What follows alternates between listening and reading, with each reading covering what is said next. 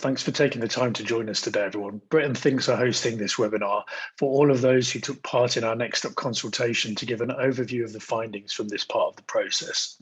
As you know, we work with Britain Thinks to run the Next Up consultation to get an independent perspective on the big questions and priorities for both the public and the sector over the next 10 years, as part of our work to develop our next National Lottery funding strategy, which will run from 2023 to the BFI's centenary in 2033. A balanced sample of members of the public, our audiences and representatives from across the sector, including TV, games, interactive and immersive, have shared their views, experience and knowledge in this consultation. And we want to say a huge thank you to all of you for taking the time to contribute. As you're about to hear, it's given us incredibly rich insights on the areas where our funding could be most helpful, as well as some of the strategic tensions our funding will have to navigate. The lottery funding strategy will set out what we want to achieve as a distributor of national lottery funds, and it will form part of a wider plan around each of the BFI's different functions. We're looking to launch the strategy in September, alongside the first of a series of delivery plans setting out the specific funding programs that will operate over the first few years of that next funding period. The consultation is just one of the ways in which the BFI is gathering views and insights to help us develop the funding strategy. We also have a skills review underway and an economic review of independent film. We'll be working with consultants New Inclusion on a review of the diversity standards. We're holding roundtables with representatives working in everything from an inclusion to education. And we'll be running another round of open consultation in the spring, both online and at locations across the UK. And we'll keep you posted about these as work progresses. So Britain Thinks will now begin with a presentation outlining key insights and observations, and we'll then open up to a Q&A with the Britain Thinks team, as well as Harriet, Rishi and Jack from the BFI for questions on the research and on next steps for the funding strategy development process. Britain Thinks have delivered incredibly rich insights, and we only have time to scratch the surface today. So a summary report, as well as a more detailed PowerPoint deck, will be published on the BFI website on Monday, and we'll drop a link in the chat. And I'd encourage all of you to take a look at that. So I'd now like to pass back to the Britain Thinks team, who will take you through their findings. Thanks for the introduction, Ben. So this is a summary presentation intended to provide an overview of some of the key themes from the consultation and a flavour of the detailed inputs that participants to the consultation provided.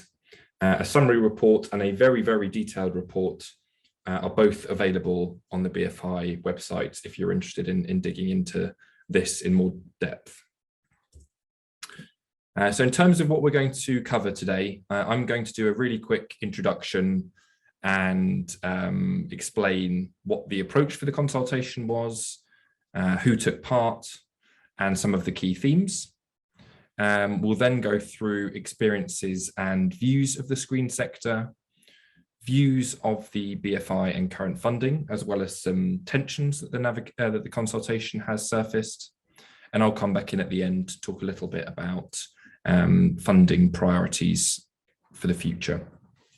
I'll then hand over to Harriet of the BFI, who will chair a Q&A session. So if you do have any questions at all, please do use the Q&A function to submit them, and we'll answer them at the end.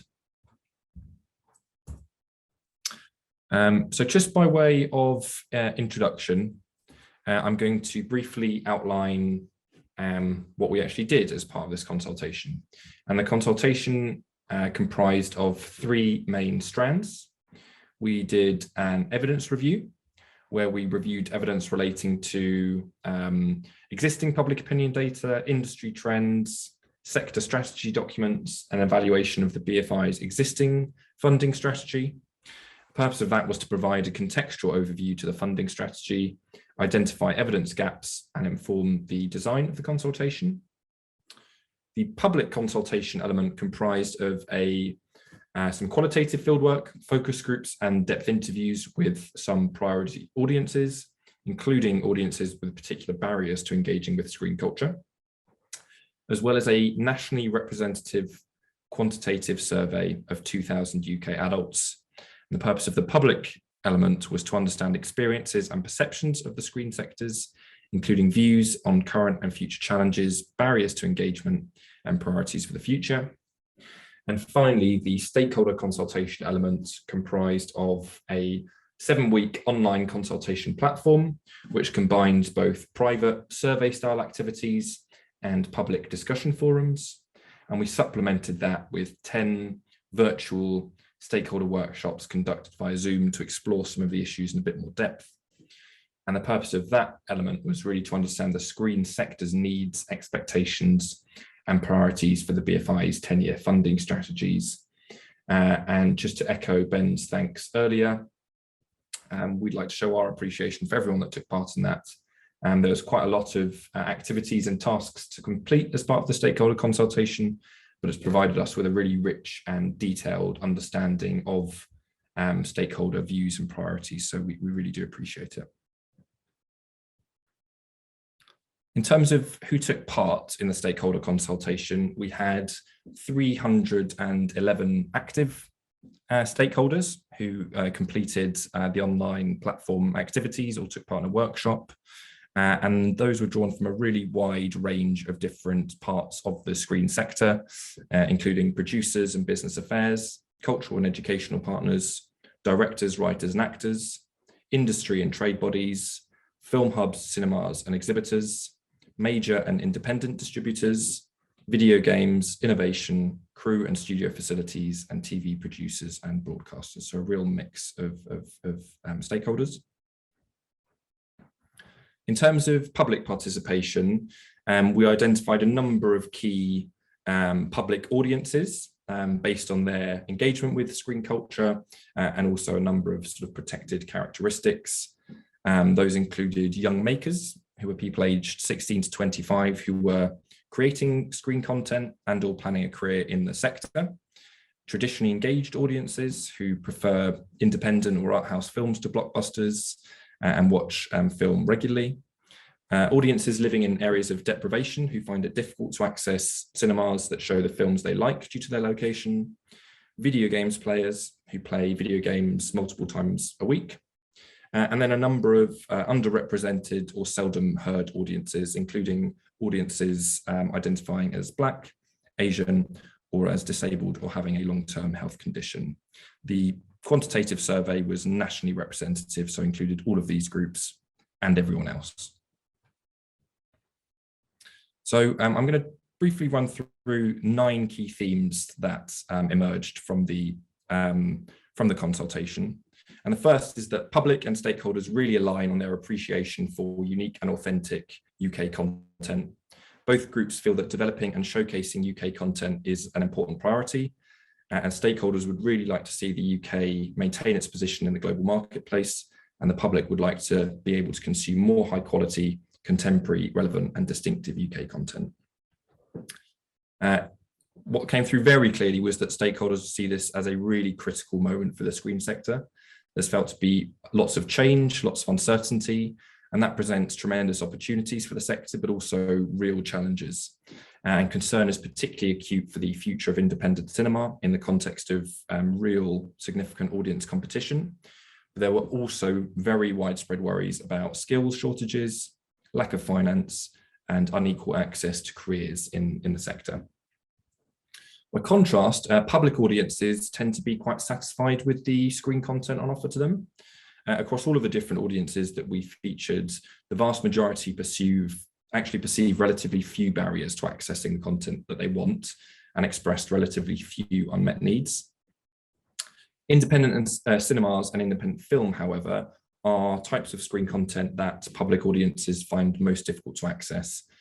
And when we looked at the barriers to accessing different forms of content, the most widespread tended to be cost, whether that was cinema tickets or the cost of streaming platform subscriptions and other financial barriers. We found that screen content generally is highly valued by both public audiences and stakeholders, but independent film resonates differently between the two. Public audiences are more likely to engage with mainstream content, especially via streaming platforms, although we did find that a sizable minority do regularly engage with independent cinema, and Jenny will provide a bit more detail around that shortly. Stakeholders see a much wider set of cultural, economic and social roles for independent film and independent cinemas than the public did. When it comes to the BFI has a positive reputation overall and is seen to have a really critical role in shaping the screen sector of the future. We found actually most stakeholders demonstrating quite a lot of goodwill toward and confidence in the BFI, but also really looking to the organisation to steer the sector through the various challenges that I've alluded to already. What we found was that stakeholders have very high expectations of the BFI's new funding strategy, and the consultation has surfaced a very large number and variety of different funding priorities, while stakeholders also believe that the things that the BFI is already funding to be generally very important. Nevertheless, a bit of a hierarchy of funding priorities has emerged, and the three most prominent priorities appear to be building a skilled workforce, making the sector more representative, and making the sector more financially resilient. And I'll come on to expand on that a little bit towards the end of this presentation. And although expectations of the funding strategy are high, a number of tensions have emerged, and Heather will talk you through these shortly. We found that some stakeholders, particularly those most concerned about independent film, warn against the BFI spreading funding too thinly, especially in the context of a limited amount of good cause funding, and potential expansion into new areas such as video games, for example, can exacerbate this concern for some, as well as raising some questions about the BFI's capabilities and expertise to do so. And although this consultation focused on the new funding strategy, it was clear that the BFI is expected to support and lead the sector in other ways, as well as providing funding. And stakeholders are looking to the BFI to be a real advocate and strong voice for the screen sector, and advocate for the value of screen culture more broadly. And people are also looking to the BFI to facilitate networking, collaboration, as well as share insight and learning. And whereas stakeholders express a really wide number of societal and economic benefits of the screen sector, the public approaches screen culture through a far more personal lens.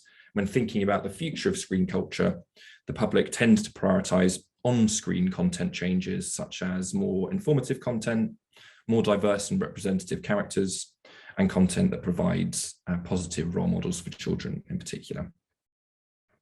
That's a very high-level overview of the key themes. I'm now going to hand over to Jenny to talk you through some of the detail. Hi everyone, so I'm going to kick off by talking about experiences and views of the screen sector, beginning with the public perspective. So what really shone through across all of this research amongst the public is that screen culture is considered to be widely important. And when we asked members of the public about why it's important and the role that it plays in people's lives, themes of escapism, education, mental health, and bringing new perspectives really came through. And for stakeholders as well, they're also likely to cite a lot of these benefits, but in particular, really highlight learning new things and providing new perspectives as being a key reason that the public should continue to engage with screen content. In terms of behaviours, so the way in which we asked this question was to ask people to reflect on their pre-pandemic behaviours, obviously taking into account that 2020 and 2021 have not been reflective of people's usual engagement, particularly in regards to out-of-home experiences.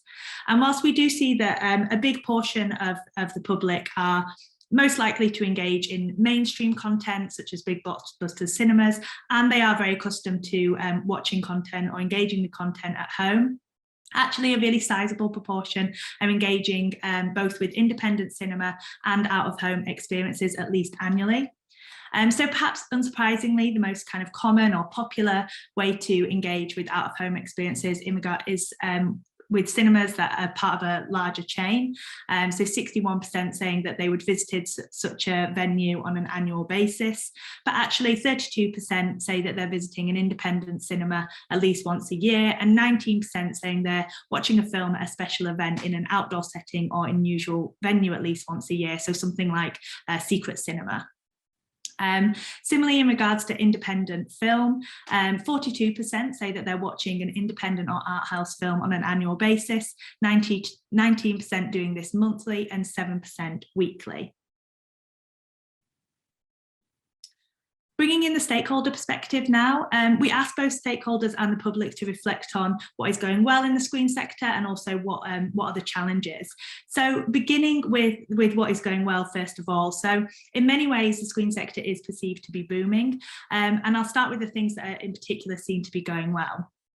The first is increased public appreciation and demand for screen content.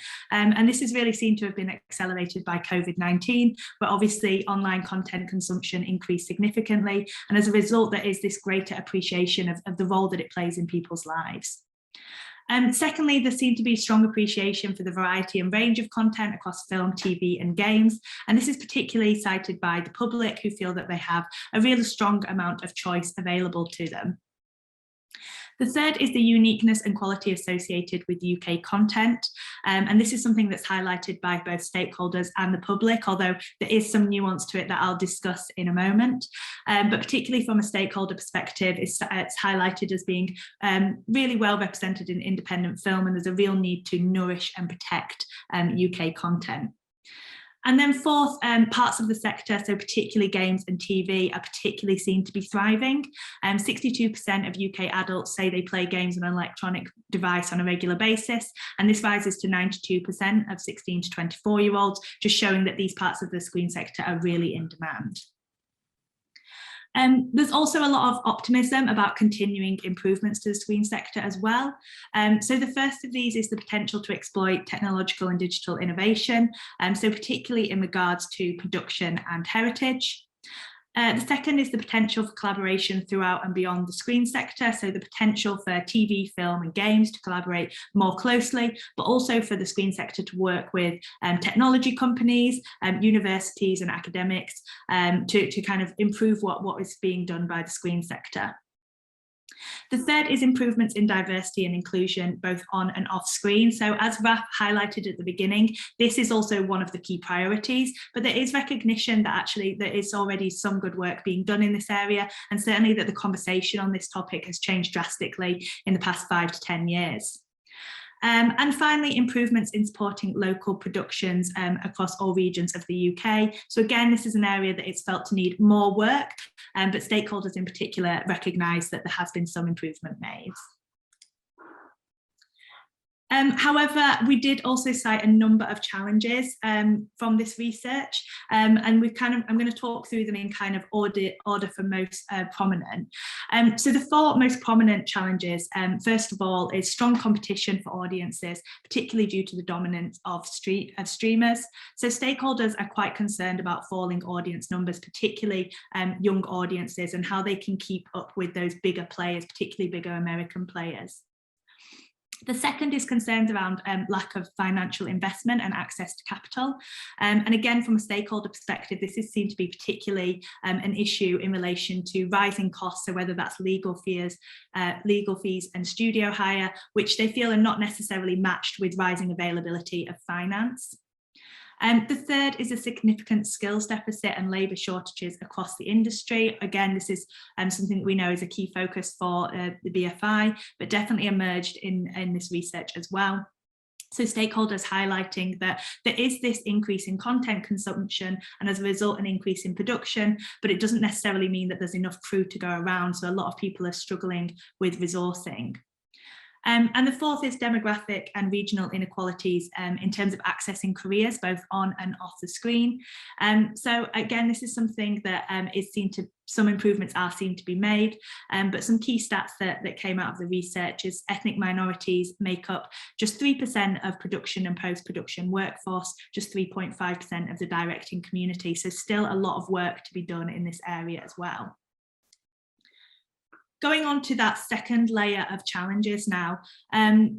So as Raf touched upon at the beginning, actually from a public point of view, a lot of people said there was not that many barriers to them engaging in screen content. However, cost did emerge as the top barrier. So 31% saying cost of accessing screen content is too high, and this rises to 37% amongst those on lower incomes. And as Raf touched upon, this can be in relation to the price of out-of-home experiences, streaming services, etc., and can be a big barrier for some people. In relation to this, from a stakeholder perspective, a big challenge is the need for out of home to recover post-pandemic and begin to compete with that at-home experience. So we've seen a lot of people get more comfortable with at-home engagement with screen content, and for stakeholders, there's a real desire to kind of get people back out of home, so cinemas in particular, and away from what they've maybe got used to in the past 18 months at home. The next one is the dominance of big streamers in terms of funding, production, and retaining creative IP. So as I said, there's already an emerging challenge in terms of streamers and competition for audiences, but also from a stakeholder perspective in terms of production, this competition can make it harder to get things made in the way that they would like, so particularly for independent ventures. And then the fourth is poor working conditions and cultures across the industry. So I heard lots of challenges that people face in terms of ways of working and a lack of flexibility, but this is also stretching to things like exploitation, abuse, and bullying as well, so major issues. And then finally, the kind of less commonly cited, but still very important challenges that came out. Firstly, a lack of public and governmental appreciation for the sector. So we see this kind of general appreciation for screen content in terms of people are engaging with it a lot. However, stakeholders feel that there's a lack of recognition of the wider benefits of screen culture. So in particular in relation to education, where a lot of stakeholders feel that actually there's a continued squeeze on arts and culture in terms of subjects that are taught in schools, and a broader lack of recognition about the value of screen culture. Secondly, although the public really appreciate the amount of choice that they have, they also cite a series of different problems relating to how they can actually find content online. So in one sense, this could be choice paralysis. There's just too much choice for them available. But for others, this might be poor signposting. So an algorithm on a streaming service doesn't necessarily showcase the content that they would most like to find, but also perceptions of sameness from the public. So relating to the number of sequels and prequels and similar content that they might get shown once they've watched something of a particular genre or type. So public feeling like there's so much choice, but you can actually spend an hour just searching for something to watch. The third is wide disparity in public access to out-of-home experiences. So what we found is that people in Wales are twice as likely as people in London to say that they would find it difficult to access a film, a special event, or unusual venue. So there's clear disparities in access across the UK. And finally, lack of promotion and support for independent films in cinemas. So a lot of stakeholders citing issues with independent films being shown perhaps only for a week, perhaps only being shown at less popular times, and ultimately then not being able to market themselves to a wider audience because of this. So what this kind of all leaves us with is stakeholders recognising that this is a really vital moment for the sector. And there's kind of three core feelings that stakeholders are feeling in relation to where the screen sector is today.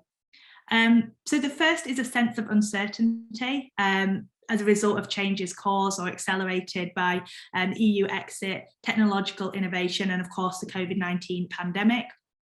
However, what's also really clear is a really strong feeling of opportunity and optimism about what the screen sector has the potential to achieve.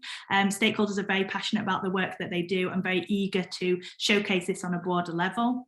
However, this is also met with really strong concerns about the future threats to the screen sector and the challenges that need to be overcome that I've just talked through. So I'm now going to hand over to Heather to talk about the BFI's role in responding to these challenges. Thanks, Jenny. So as Raf alluded to at the start, the consultation has surfaced a number of tensions in a kind of broader strategic level that the BFI will need to navigate as it kind of moves forward.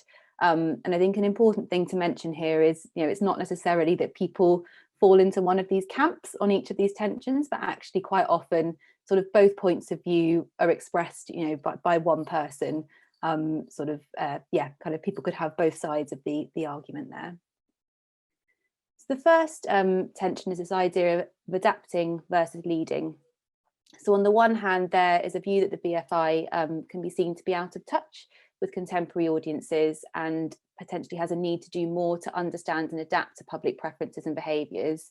But also the BFI is seen to have a role in sort of guiding audiences to engage with independent, creative and risk-taking screen content and the sorts of content that perhaps they aren't currently consuming.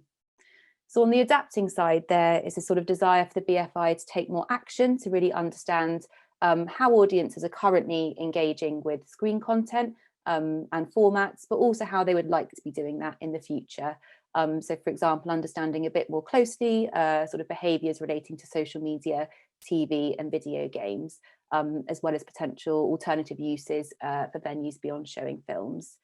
So kind of adapting to audiences could include the BFI kind of being prepared to move away from the core offering, which is generally seen to be UK produced independent films, to kind of reflect those changing audience needs and maybe kind of embracing some of those other formats and types of content that are very dominant at the moment.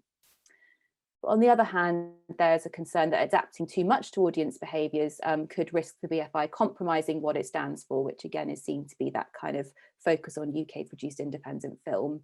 So there is a kind of one view where stakeholders want to see the BFI really build public interest in those sorts of content and the types of content that BFI has traditionally supported.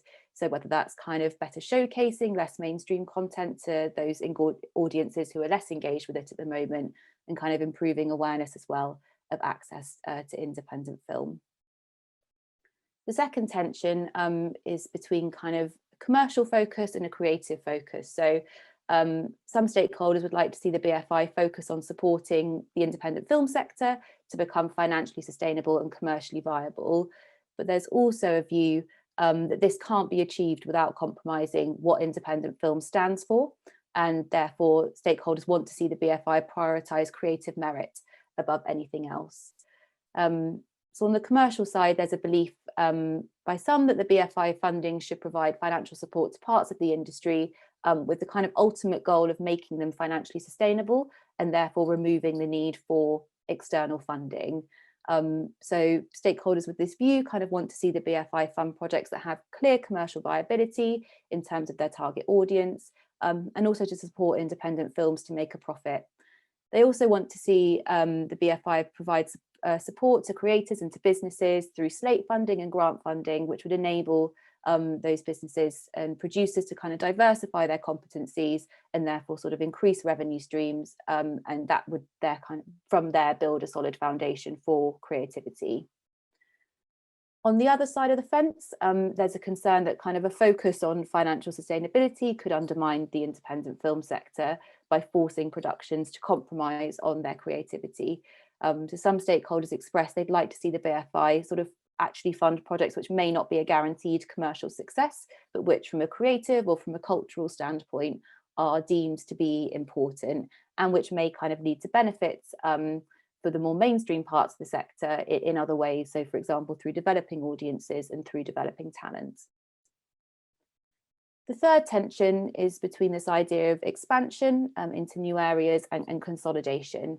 So on the one hand, there's a desire to see the BFI expand into new media formats and technologies such as television and video games. But there's also a concern that independent film could be left behind, as well as some questions about the BFI's capabilities within these kind of new formats and these new technologies.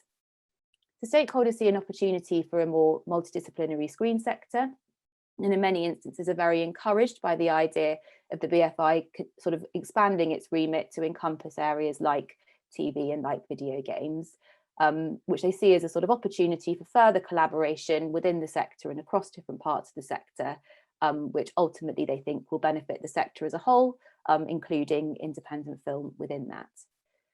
However, the idea of a kind of increase in the BFI scope can also generate concern, with some stakeholders fearing that being aware of the limited funding available, that actually projects that currently sit in the BFI's heartland might be deprioritised in favour of new subsectors which are kind of seen to be thriving already when independent film is perceived to be kind of struggling in comparison. And some also question whether the BFI as it stands has the right experience and credentials to expand into areas like television and video games and to be providing funding to those areas. The next tension is between this idea of breadth and depth. So as well as deeming the BFI's funding priorities to be important, stakeholders express a very sort of vast number and variety of new funding priorities that they would like the BFI to look at. But on the flip side, there's also a concern about the BFI spreading its sort of limited funding too thinly, and a recognition that certain priorities could also be achieved in a different way, not necessarily through funding programmes. So there's a consensus among stakeholders that the areas currently supported by BFI National Lottery Good Cause funding are very important. And as Raf mentioned at the start, there's also an appetite for the BFI to sort of provide funding to a number of additional areas that are not currently covered in the current strategy. So some examples of that include enabling out-of-home venues to be more flexible in adapting to audience behaviours and providing more mid-career training and development opportunities. But there's also a widespread awareness that BFI funding is limited and that the BFI kind of will not be able to solve all the challenges that they perceive the sector to be facing through good cause funding. There's a kind of wariness about sort of funding a lot with a little, and a worry that that could ultimately lead to sort of less effective and lower impact funding overall. Stakeholders also see a role for the BFI in supporting the sector through means that go beyond funding. So that's things like kind of advocacy and networking opportunities to sort of provide support for the industry there. The next tension is between this idea of experimental versus traditional. So there are stakeholders who want to see the BFI support the development of kind of bold, innovative works and projects and creatives, such as community filmmakers, in order to sort of tell less familiar stories. But there's also a view that kind of funding more established recipients, which is typically independent cinemas and production companies who would otherwise lack funding, is very important, and a kind of tension between those two. So there's a desire for the BFI to support projects that perhaps don't fit the current funding mould or the typical mould. So that could be kind of unproven creators or ideas which sort of fall outside the current work that is usually funded by the BFI and which may not be guaranteed to be a commercial or a creative success. But they feel the BFI has a role in sort of supporting artistic endeavours and in sort of taking a chance on creators who otherwise might struggle to have their work made. But there's also a view that the BFI should not lose sight of and keep its attention on existing priority areas which could suffer without additional financial support and which have historically benefited from BFI funding. And the recipients of that funding are seen to sort of represent the heartland of the BFI and are also viewed to be to carry more of a guarantee of success, both from a commercial and a creative standpoint. And the final tension is between this idea of strategic versus prescriptive funding. So some of the stakeholders can be very critical of sort of short-term or fragmented approaches to funding and are looking for kind of bigger and more strategic funds. On the other side, there's a preference for kind of targeted pots to ensure that specific issues and projects that might otherwise be overlooked are funded and not kind of missed in a sort of bigger strategic view. So some would like to see the BFI focus funding around a few key strategic priorities and kind of giving more flexibility to the recipients of funding to choose how to use that funding to achieve an agreed vision that's aligned with a bigger kind of strategic view. So they sort of see a benefit to having fewer funds with more money allocated to each fund and with kind of longer term horizons on those projects and on those funds. Others see a need for a number of different types of funds or those sort of different pots I mentioned to address specific challenges in the sector, which might not necessarily be linked to a broader strategic ambition. And that's sort of because there's a concern that otherwise those specific causes could be overlooked if that kind of specific targeted funding is not available. So that gives an overview of the kind of core challenges that were surfaced within the consultation. And I'll hand back to Raf now to talk through views of funding priorities. Thanks, Heather. And before I do that, just a quick reminder that if you do have any questions, to use the Q&A function, which should be at the bottom of your screen, and we'll be picking them up in a few minutes. But finally, from us, a bit of an overview of the funding priorities that have emerged from the consultation. And we explored 12 broad funding priorities, which are on screen here. They included making the screen sector more representative, inclusive and accessible, building a skilled workforce across the UK in all areas of the screen sector, making the UK screen sector financially resilient, championing environmental sustainability and working towards net zero, supporting the UK screen sector to innovate and adapt, collecting, preserving and making the UK screen heritage accessible, enhancing the UK screen sector's international reach and reputation, providing people across the UK with access to film education, supporting health and mental well-being, supporting engagement with evolving technologies, improving UK-wide access to screen culture, and finally supporting the creation of a wider range of screen content. The first thing to note is that all of these funding priorities are considered important by stakeholders. The percentages that you can see here, the sort of bigger percentages, are the proportion of stakeholders on the consultation platform that viewed each of the priorities as either very or somewhat important, ranging from 97% who thought that making the screen sector more representative, inclusive and accessible was important, to 70% who thought that supporting the creation of a wider range of screen content is important. So all of them are considered important. That's the first thing to say. But if we move on to the next slide, if you dig a little bit deeper, a bit of a hierarchy amongst those funding priorities emerges. And we've got an overview here of 4 main measures. One is the level of public interest in each of the funding priorities. And when we were conducting the focus groups and interviews and covering these and sort of similar topics, what the level of kind of engagement and interest for each of them was. The second measure is how often each of these came up spontaneously, were raised spontaneously by stakeholders in both the workshops and the online platform. The third measure is the one I've overviewed already, the proportion of stakeholders on the online platform that deemed each either very or somewhat important. And then finally, the final column shows the proportion of stakeholders on the online platform that deemed each of those issues the single most important priority. So there's lots of data on screen here, but what I just draw your attention to is the fact that even though all of these funding priorities are considered important, there are 3 that sort of stand out as being of particular importance.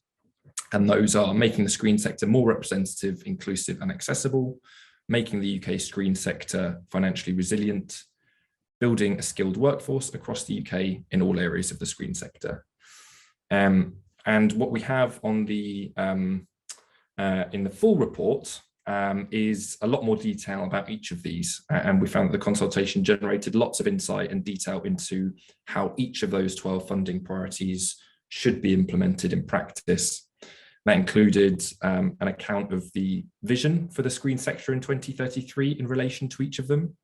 It included lots of challenges that stakeholders cited that need to be overcome in order to achieve that vision, and also hundreds of suggestions for what the BFI could and should fund, and also other ideas for BFI intervention. On this screen here, we've provided a few examples of contributions in relation to each of those 3 main topics, 3 that are relevant to the funding priority of making the screen sector more representative, inclusive and accessible, and 3 that relate to building a skilled workforce across the UK in all areas of the screen sector. But the full report has lots of detail on each of those funding priorities, and we'd really encourage you to kind of go through that in your own time and dig through some of that detail, because there's a real sort of wealth and richness of contribution there. Obviously, this consultation focused on the BFI's funding strategy for the next 10 years, but we also found that stakeholders, as well as funding different initiatives, expect the BFI to play a number of other vital roles. Those include being a stronger advocate for the sector, making the case for the value of screen culture, facilitating networking and bridging sector gaps, supporting business development, for example, by providing legal advice, and also supporting the embedding of guidelines across the sector, such as the BFI's diversity guidelines. So hopefully that's given you a useful overview of the kind of key themes and a bit of a flavour of some of the detail that's emerged from the consultation. I'm now going to hand over to Harriet at the BFI, who's going to chair the Q&A. Wonderful, Raf. Thanks very much indeed. And really thank you to the entire team at Britain Thinks, who I think you'll agree have done a really fantastic job. And thanks to all of you who are also on the call who took part in this. It's an incredibly rich and informative piece of work, which I think obviously is going to form really the core of the evidence that we'll be using to shape the next stage of the strategy development, but I think also will be hugely useful to many of you as well. And just as a reminder, it is available on bfi.org on our website under the policy and strategy section. So there is now about 10 minutes for Q&A, but before we head over to Q&A, and please do put any questions you've got into the chat and we can answer them. I'm just going to hand to Jack Powell from the corporate policy team here, who is leading on the project to develop the next lottery strategy. He will just take you through the timelines and next steps. Jack. Yeah, for sure. Thank you very much, Britain Thinks and Harriet, and hi to everybody that's joined us today. Yeah, just to give you an idea of where we are in the timeline for developing the strategy. Obviously, the work that Britain Thinks has done and that you've just had an introduction to has given us an incredibly rich range of insights to look at as we design the strategy. We've been kind of collecting evidence through a number of channels, as well as the consultation. We've been evaluating programs we've run as part of BFI 2022. We've been doing some literature reviews on key questions like heritage and education, basically gathering as much insight as possible on what is needed over the next 10 years and how interventions can be designed to respond to them.